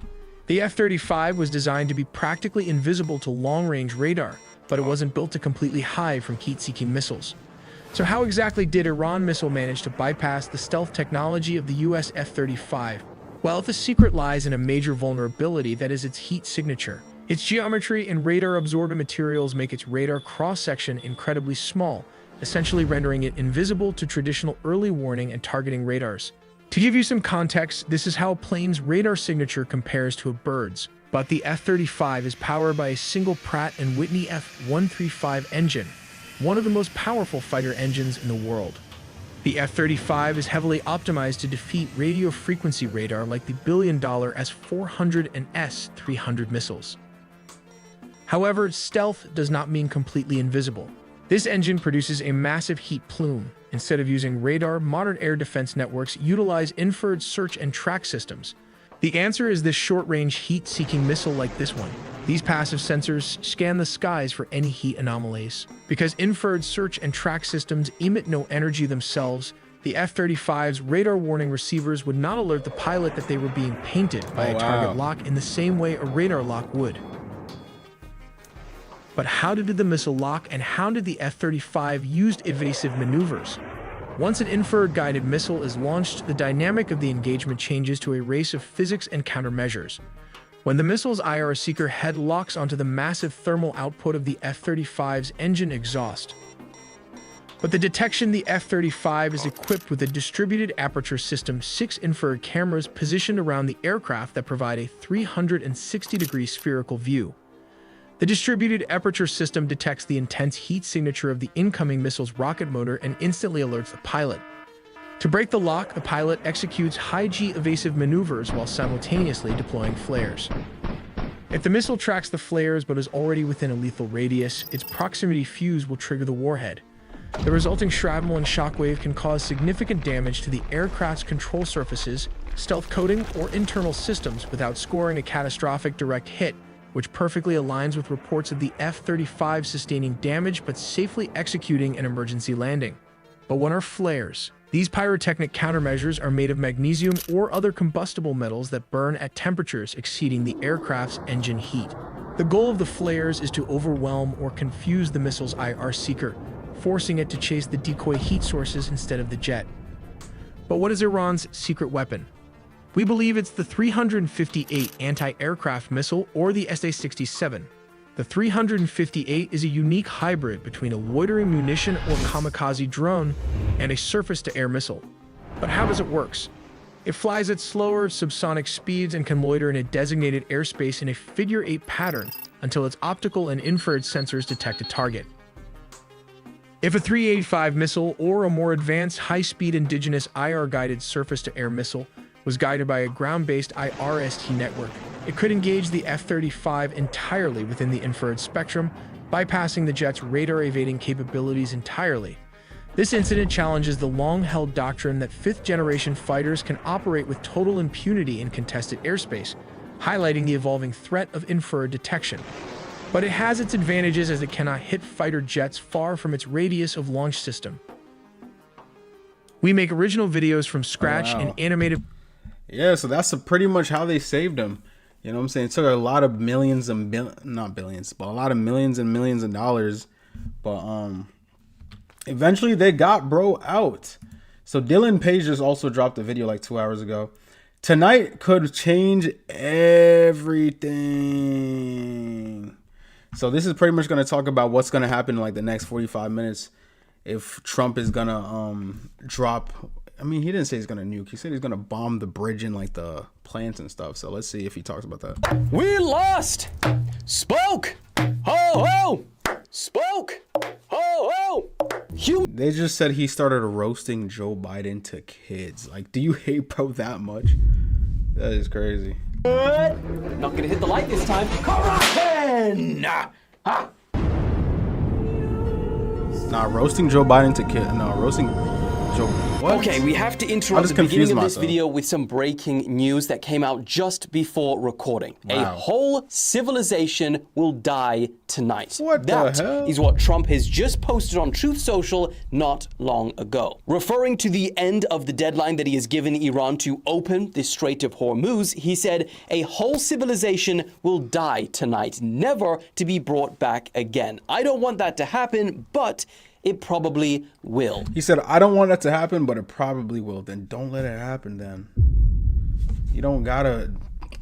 Hey, if you're gonna destroy the infrastructure, that's one thing, but to destroy a whole civilization, you're tweaking. Now, the exact deadline he gave, and yes, he gave it even to the hour, is 8 p.m. Eastern time. That's about 1 a.m. in Britannia, so I'm going to be asleep. He said tonight will be one of the most important moments in the long and complex history next 40 of minutes. the world. 47 years of extortion, corruption, and death will finally end. So, couple questions, not even just a couple, many, but only two that we can potentially talk about. Firstly, is this threat serious or a bluff? And secondly, what the hell does Trump mean by civilization? Firstly, even if this is a bluff, to suggest ending an entire civilization is pretty extreme. And I mean, people were losing their minds in his last post where he called Iranians crazy bastards and telling them to effing open the strait. So is this a bluff or not?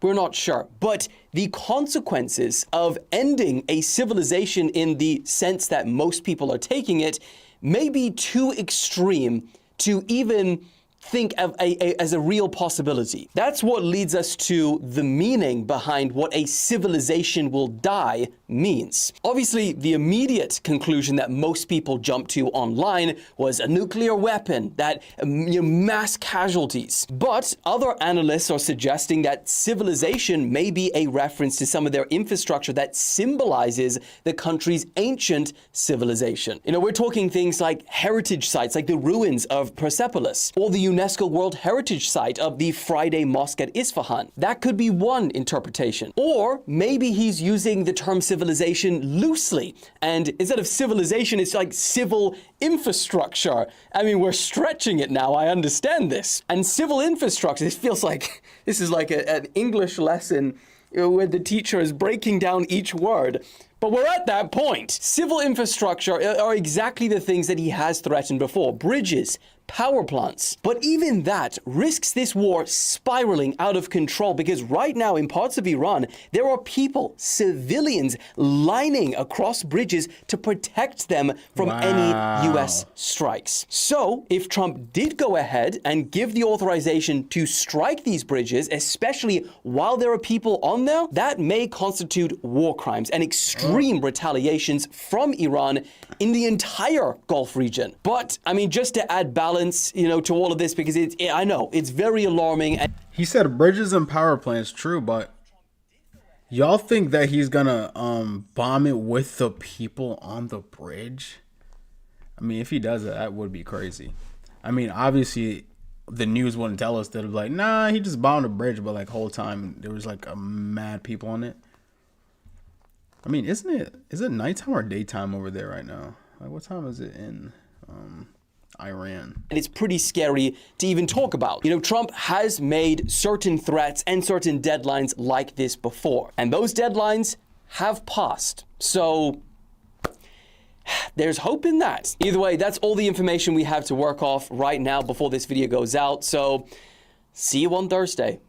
Into the news. Okay, we gotta start today with what's truly one of the most insane stories to come out of this war so far. So on Friday, Iran shot down an American fighter jet, an F-15E Strike Eagle. Now that's not just the first time that has happened since this war began. That's the first time a US fighter jet has been shot down by any enemy fire in the last 20 years. But that's not even close to where this story begins, because there were 2 US service members on board that ejected safely. And after Iran's state media released images of the wreckage, which showed an intact ejection seat, the hunt for these 2 service members by both countries began. Now, on the same day this fighter jet was shot down, one of the service members, the pilot, was rescued. All good. But the second individual was not. Now, in these circumstances, when you're shot down over enemy territory, you are trained in what's called SEER. It stands for Survive, Evade, Resist, and Escape. Meaning this remaining guy that was left out there, who we're now finding out is a colonel in the US military, has had to spend the last couple of days in the Iranian mountains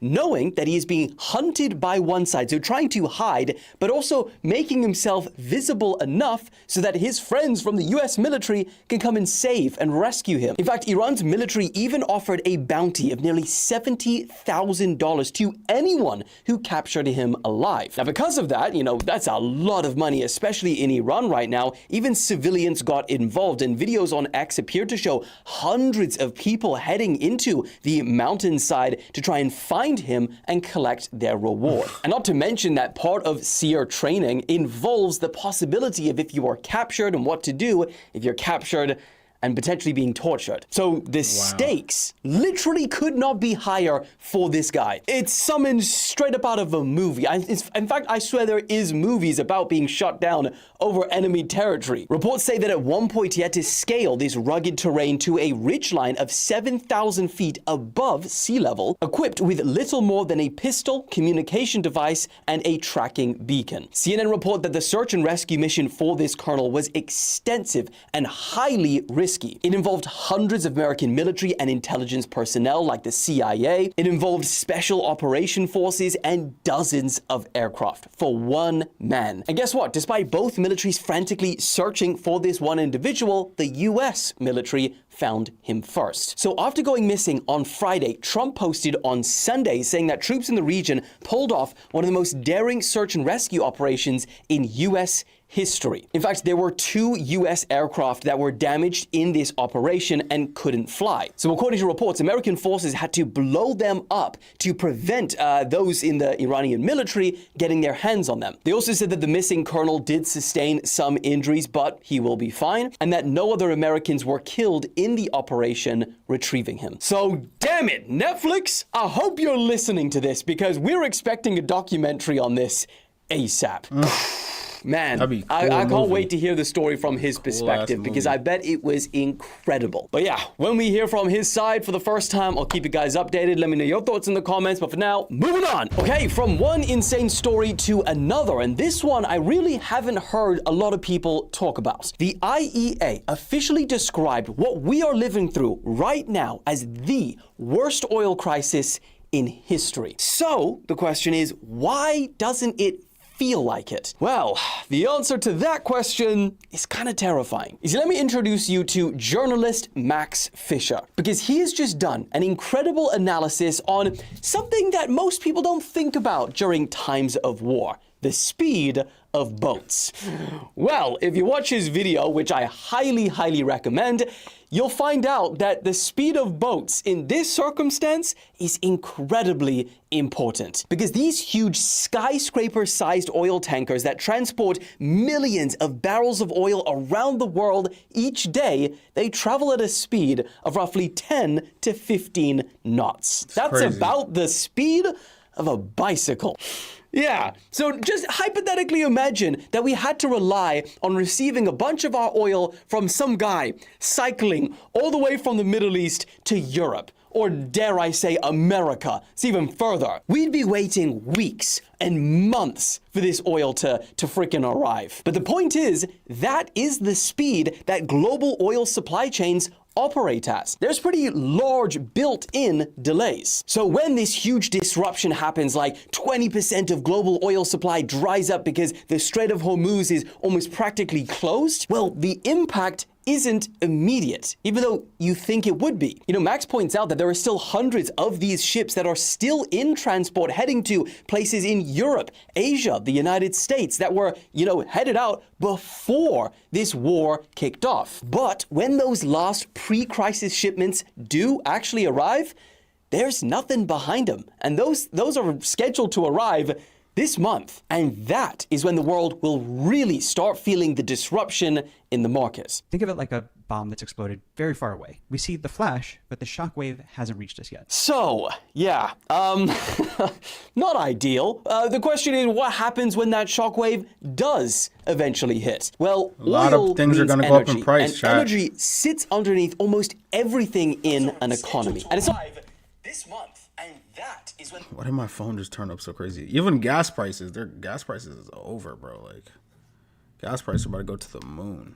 Not that all of these economies are going to run out of oil and run out of energy. It's that all of the global oil is sold in one global market. And so when a huge chunk of it disappears, like 20%, everyone who relied on that 20% now has to outbid in the global market others for new suppliers. I mean, we all understand supply and demand, and that raises the price for everyone, regardless of how much or how little your country imports from the Middle East. And as a consequence, the big problem arrives when that oil starts to get too expensive for businesses and industries. And so they start cutting back on operations. For example, if fuel prices get too high, airlines are going to have to start cutting flights. Factories may have to start slowing down or entirely shutting off because they can't afford the power. Shipping becomes even more expensive than it already. It's so expensive already after COVID. But that means that fewer goods are imported. And then the ones that actually do arrive, well, guess what? They cost more. So what you end up with isn't just higher prices. It's less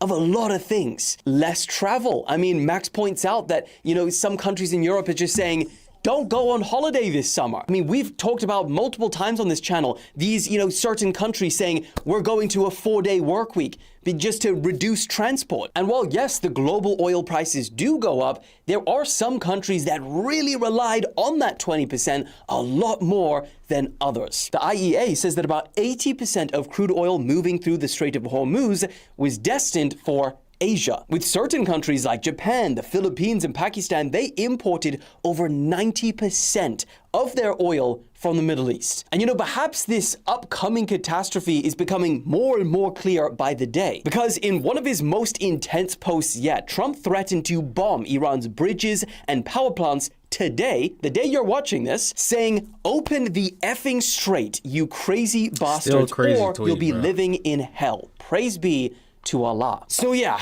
no matter which way you cut it, it looks like it's going to be a rough few months for a lot of people. But how rough really depends on how long this war drags out. But as always, I'll keep you guys updated.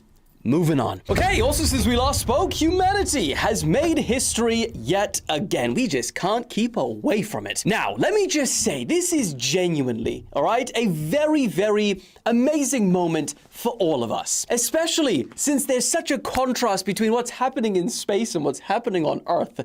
Let us live in space. But seriously, this gives us a moment of brief pause and positivity, because it's amazing. So yesterday, not only have these 4 astronauts set the record for the furthest away from Earth humans have ever been, which is pretty bloody amazing if you think about it, but also they saw parts of the far side of the moon that no human has ever seen before in real life. You see, in previous paths around the moon and those missions, certain areas of the far side of the moon was too dark. It was too difficult to see, but not for Artemis 2. And the commander of the mission, Reed Wiseman, he said, we saw sights that no human has ever seen before, not even Apollo. And that was amazing for us. Now, in my opinion, one of the coolest parts of their mission, I mean, the part that I would have enjoyed the most, is that actually they were the only humans in existence yesterday to witness a total solar eclipse. It was just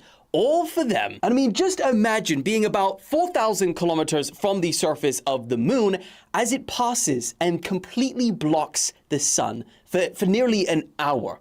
That's damn! Easily one of the coolest things you will ever see in your entire life. Now, there was a little bit of a scary part to that, because when you are behind the moon, you completely lose contact with mission control, meaning they were entirely cut off, alone, just silently drifting through space. Wow. And when asked what that experience was like, astronaut Victor Glover answered by saying that he sent up a little prayer, but then he had to just keep on working to record scientific observations of the far side of the moon. And that's pretty fair, because they were tasked with taking a whole bunch of photos and videos of certain areas, so future missions have a better understanding for not only Someone said I'm getting moon on fatigue. the lunar surface, which they have a rough timeline for 2028, but with a grain of salt, but also they're trying to push it a lot, so building a lunar space station. Fake, damn, if that happens in my lifetime, that would be crazy. In fact, they even had freaking iPhones on board to take extra pictures and photos, which is a pretty wild unintended ad for Apple. In fact, talking about unintended ads, which seems like there's quite a few now, this is the craziest video to come out of it. During this mission, while these astronauts are floating around in space halfway around the moon, a jar of Nutella starts floating throughout the cabin, and it perfectly comes across so you could see the front front of it, the brand name, and then it just continues on its merry way. How the hell does that even happen? I thought I was under the impression that every tiny little gram had to be calculated for when launching into space. So how the hell is someone allowed to bring a giant, heavy-ass glass container? And that's like one of the biggest forms of Nutella jar that you get. So how? Maybe they are taking under the table brown paper bag type money. In fact, a bunch of ads saw this as a great opportunity to, make money. Even Netflix, they decided not to live stream the launch, which, they'd signed a partnership with NASA to do a whole bunch of things. So that was questionable. But then they did decide to live stream the moment they went around the moon, which was pretty awesome to see if you managed to see it. It was like midnight for us, so I was asleep. I watched it in the morning, though. Let me know what your guys' thoughts are on the situation. History made yet again. Moving on. Okay, guys, strap in for this next one because it is unlike anything I've ever heard before. So young men in Germany now need permission from their military if they want to travel abroad. But the story is even bigger than that because this has now become a huge political scandal in the country because this law, which was passed months ago, was largely missed by not only the parliament, but also the media. But now it's law. So not much you can do about it. So on the 1st of January this year, Germany's new Military Service Act came into effect. Now, this is essentially the one that we've spoken about a lot on this channel, where because of, the threat of Russia, also mainly the pullback of support by the US for Europe, Germany realized, we gotta lock in if we want to be able to protect ourselves. And so they said that we are going to be building the strongest army in Europe again. And so a lot of the provisions of this act, which was passed late last year, allowed them to do just that. And it even had like conscription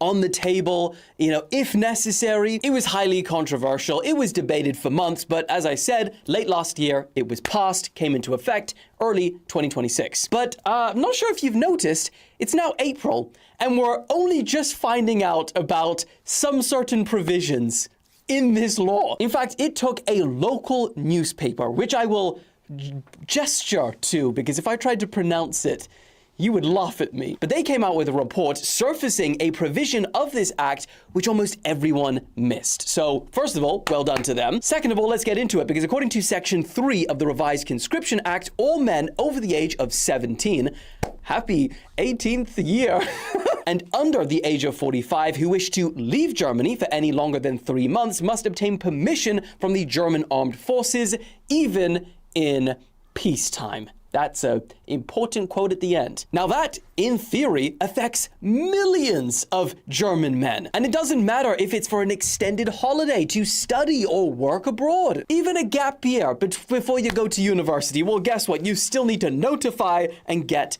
permission. In fact, the German Ministry of Defense have since come out and confirmed that this understanding, the way that it is written, is correct. And its purpose is essentially to know the whereabouts of potential conscripts if there ever is an emergency, which equals war, of course. But here's the thing, they're now trying to soften how this law would work in practice, saying that permissions should generally be treated as granted. So generally, everyone, you're granted, you're good if you want to leave, while military service remains voluntary. But keywords is generally, meaning they can still deny certain people. But it has still triggered massive public backlash for two main reasons. The first is pretty obvious because of how wide-reaching this actually is. But secondly, because people are asking, why didn't the media pick up on this before the law is passed? And even pointing out that some politicians seemed unaware of this provision now that it's all out in the open,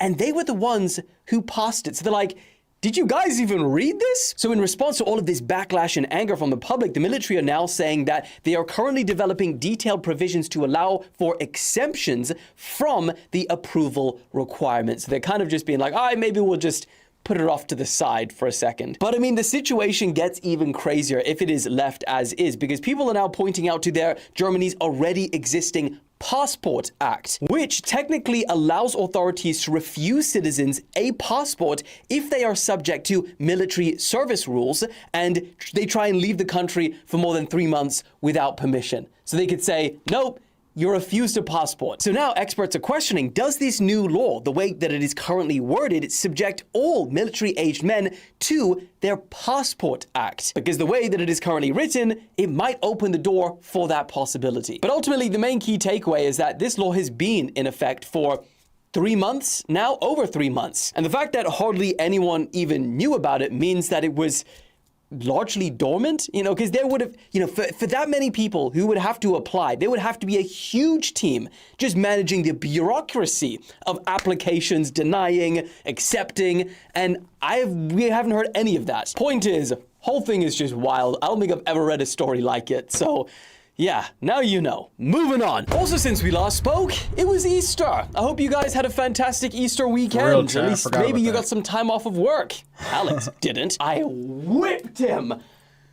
Said work on Easter Sunday and Monday. Sorry, back on topic. The point that I wanted to speak about was Trump over Easter. He, really let loose. So, like every year, the White House put on this big Easter event. They invite a bunch of children, they have these huge Easter egg hunts, everything is really fun and nice, and, there's gonna be some crazy things to come out of it, so everyone was watching. And it did not disappoint. One of my personal favorites is this one clip where Trump is standing next to this giant Easter bunny. There's all these flowers in front of him, and bro is talking about, bombing Iran and the war. It's just the craziest visual experience. Just, Alex, play it. And it's an honor to be the President of the United States. Our country is doing so well, like it has never done before. You'll see that very shortly. And what about the rescue that took place yesterday? What about that? You don't mind when the enemy is weak, but that enemy is strong.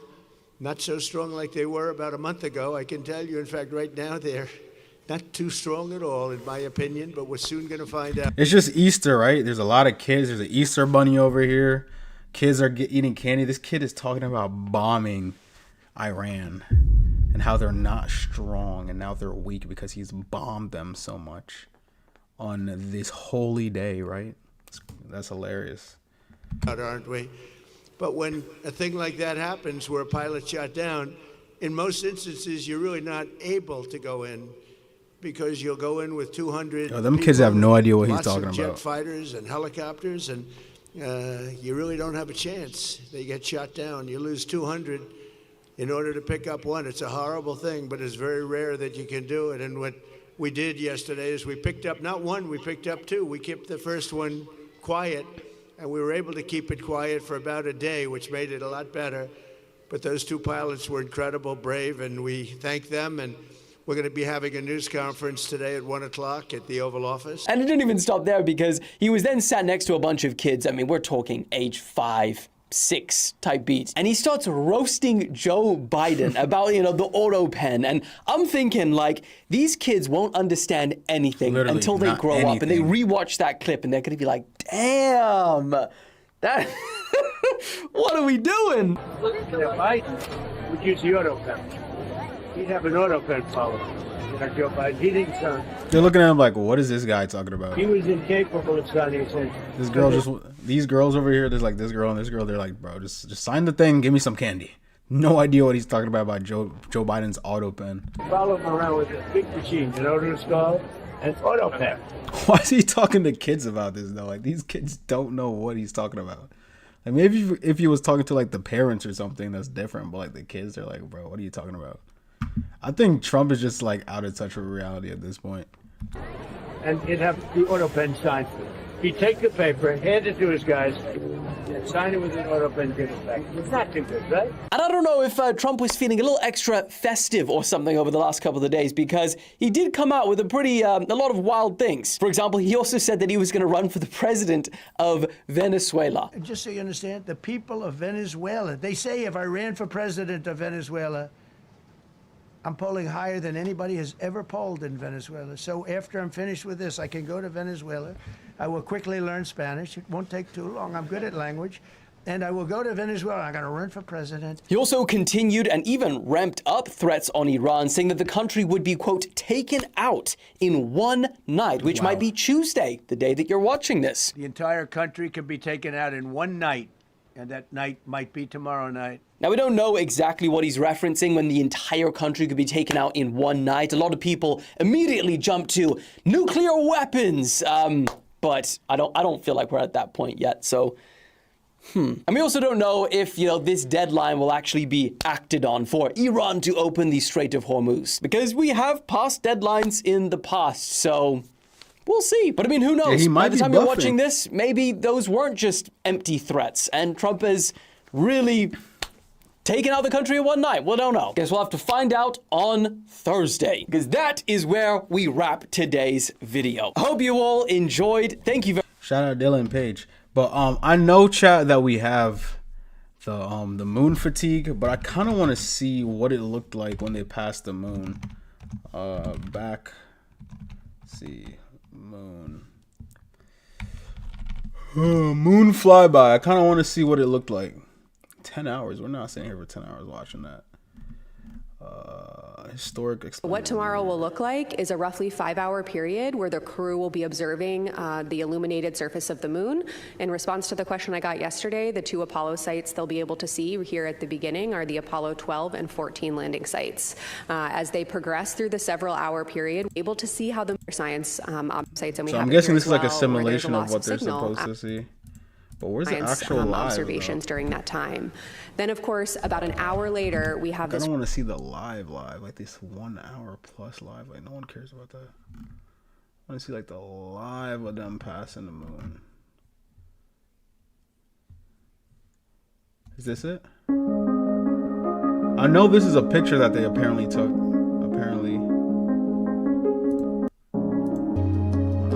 So these are the pictures that they're taking. Interesting. All right. Before we end the live, I look you want to check something out real quick. So I'm about to go on Twitter real quick and see. All right, bet I'm logged in. All right, chat. Let's see. Because apparently it's supposed to, the countdown of Trump like bombing where the hell is supposed to happen around 8 p.m. Is this what it says? Around 8. And it's pretty much about to be 8 p.m. EST. So we'll see. Might as well stay on live for like the next 10 minutes and see what happens. Although I doubt anything would happen right now. Image of people rallying against Trump in support of Iran's historic bridge. Iranians from human shield to protect their bridge. What time even is it in Iran?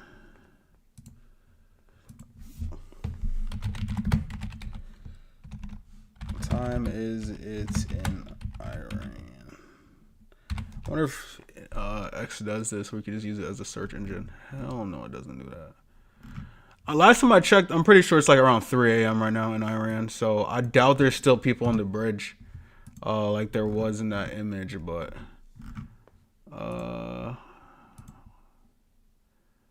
let's see. Let's see if it's trending right now.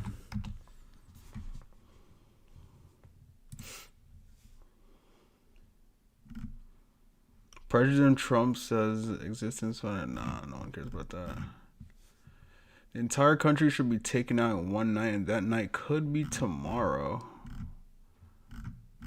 What the hell? This is why you can't go on Twitter, because you get scary stuff like that. Someone says it's 9 p.m. I heard it was 8 p.m. Isn't this what this dude said?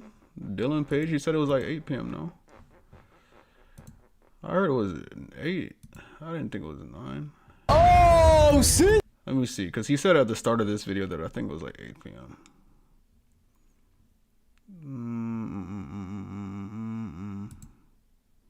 Like somewhere at the start. Yeah, see, it says it right here. Deadline he gave, and yes, he gave it even to the hour, is 8 p.m. It says Tuesday, 8 p.m. Eastern time. If you're in New York, at least, that means it should be in like the next 10 minutes. Someone says, how old are you, Fitty? Old enough. Tuesday, 8 p.m. Eastern time. So I'm guessing it should be in the next 10 minutes. He might be bluffing, though, because Trump is known to bluff. You know what I'm saying? That's 7 p.m. Central time. Yes, it is. I'm just gonna look up Trump.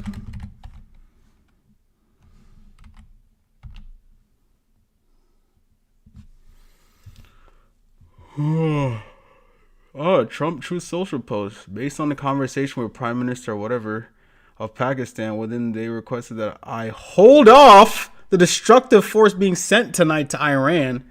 So bro's just delaying. Apparently he's supposed to hold off now. It came out like an hour ago. So when we started this live around, Trump's make a statement on Iran based off of conversations. Hold off the destructive force being sent tonight to Iran and subject to the Islamic Republic of Iran agreeing to the complete, immediate, and safe opening of the Strait of Hormuz. I agree to suspend the bombing and attack of Iran for a period of 2 weeks. This will be a double-sided ceasefire. The reason for doing so is that we have already exceeded all military objectives and are very far along with defensive agreements concerning long-term peace with Iran and peace in the Middle East. We receive a 10-point proposal from Iran, and it is believe it is a workable basis on which to negotiate. Almost all the various points of past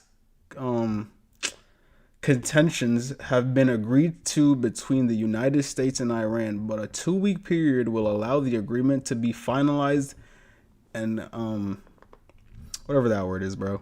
So apparently bro was just bluffing. So that's not happening in the next 10 minutes. So we're no longer destroying Iran. Yay! Yo, look at this video. Hold on, look at this video, chat. I saw this the other day. I'm like, bro, what is going on with AI? AI is too funny. Like, what is going on?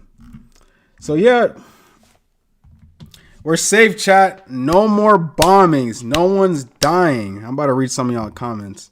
Someone says 32 bluff, told y'all lol, nothing will happen and tomorrow's another day. I literally just got a notification that Trump agreed to a 2-week ceasefire. Yep. He definitely agreed to a 2-week ceasefire. So, you know what I'm saying? I guess we're not bombing or nuking anybody, which is good because that's not what we want. We need a world peace. Okay, guys? We don't need no bombings or nothing like that. So I'll gladly take the ceasefire. I knew he would back down last minute. Just got him headlines all day. Not that any of them were good. Even Red Hat Magas were losing it. I'm dead. Hey, as long as no one's dying, we're good, chat. But I appreciate y'all for watching. I'm about to end this stream out right here. I'm about to go upstairs and, like, I don't know, chill or something, drink some lemonade. Hopefully y'all have a good night. Bye-bye.